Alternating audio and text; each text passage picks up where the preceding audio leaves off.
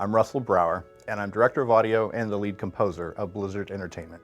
As Audio Director of Blizzard, my job is to, first and foremost, help create an environment where this wonderful staff that I have the great honor of working with feels safe to be creative and do everything it takes to affect the sound of everything we do.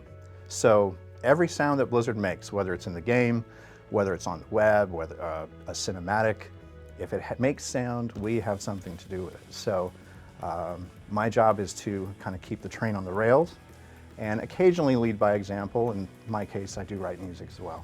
The advice I would give to someone who's just starting out relates to that finding your passion statement. I was lucky enough to find out at a relatively young age what I really love to do. And in this case, for me, it was music and sound.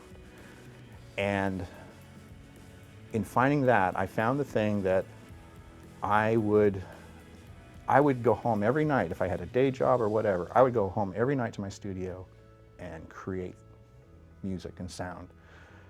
Just because I had to. It was burning a hole in my belly. And so I tell people, you need to want it that much, that you would do it anyway, that you would do it if you had no job, you'd still do it. If you had to pay, because it's a student film maybe that you're scoring, or a student video game, like you would have these days, you would just do it for free or even pay to do it. You might have to pay the musicians out of your own pocket. If you, as a person getting started out, can hear me say all that and say, yes, that's me, I can do that, I'll stay glued to it, then you probably have a chance. If you get to do what you love, there's just nothing better. I mean, there's no better way to enjoy your passion and to contribute and to leave something in this world better than you found it, leave some art behind, leave some beautiful music, whatever it is. That's the best thing you can do. And so if you've got the perseverance for it, please go for it. At Blizzard, we're known for 3 major franchises: the Warcraft franchise, specifically now World of Warcraft, the Diablo franchise, and StarCraft. And they are very different from each other.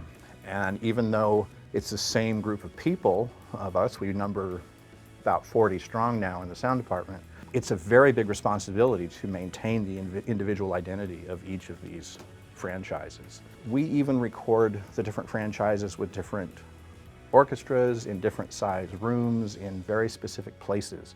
Warcraft has a kind of Bronze Age sound, so we record that in an old church, chapel, if you will, with a 60-foot ceiling, and it just has this sound that's very specific. And with Diablo, we relied heavily on choral music, and we had a specific choir for the demonic side and another one for the heavenly side. Diablo is a really unique franchise for us in that the music is very iconic. For a lot of our fans and players, Diablo was the first thing they ever played. In fact, it was the first game I ever played, long before I ever knew I would work at Blizzard. The soundtrack that Matt Ullman created for Diablo I, Diablo II, and the expansion for Diablo II it's unusual. It's something that you wouldn't expect. It's 12-string guitar through a delay, and it has these iconic chords, and it doesn't make intuitive sense, but it completely works. And that became ingrained in the hearts and memories of everyone who loved the game. Matt had started experimenting with more live orchestras and this Wagnerian sound, so we picked up that thread and ran with it and went with this very large orchestra sound. In fact, we recorded the orchestra in the most old-fashioned concert hall we could, like the oldest way you can hear music, short of being in an amphitheater, is in this big hall. And then we added this choral element, again with this Irish choir, Anuna, which was a very gorgeous sound for the quote-unquote hell choir, and then playing against type, this all-male, just nasty-sounding choir for the heaven side. And that sort of support the story ideas that maybe the evil side's a little more seductive and beautiful, and heaven has infighting going on, there's turmoil going on, and so much so that Diablo could walk in through the side door and start kicking the tar out of everybody. So in the end, we're storytellers.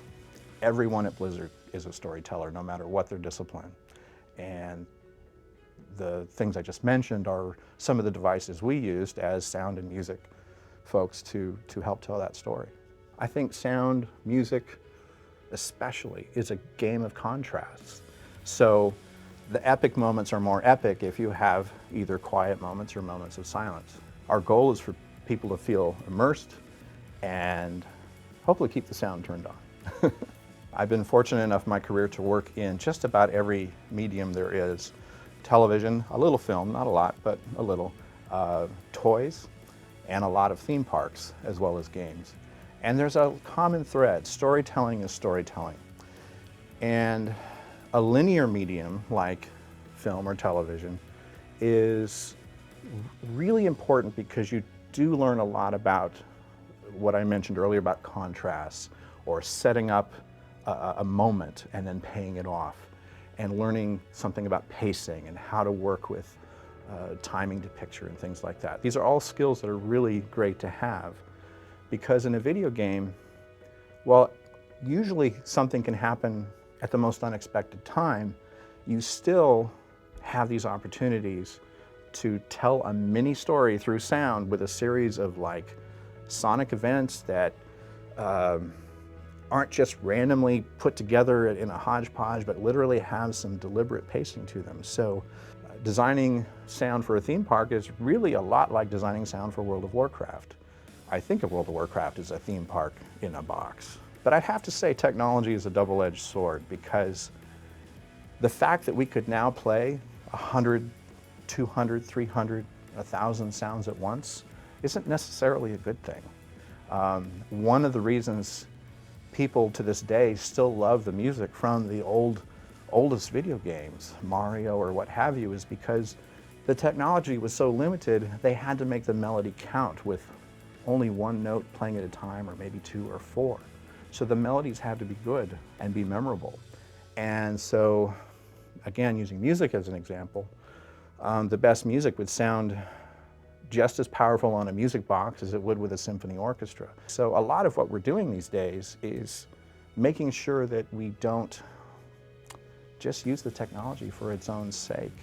I think one of the big frontiers ahead is simulating what mixers do when they dub a movie. They have every voice, every sound effect, every piece of music on a different volume control or fader. And scene by scene, they decide what's important and what moves the story forward, and turn off the rest. So I think it's both a boon and a challenge that we can play all the sounds we want. It's all very clean, but now the challenge is to use great responsibility to not overdo it.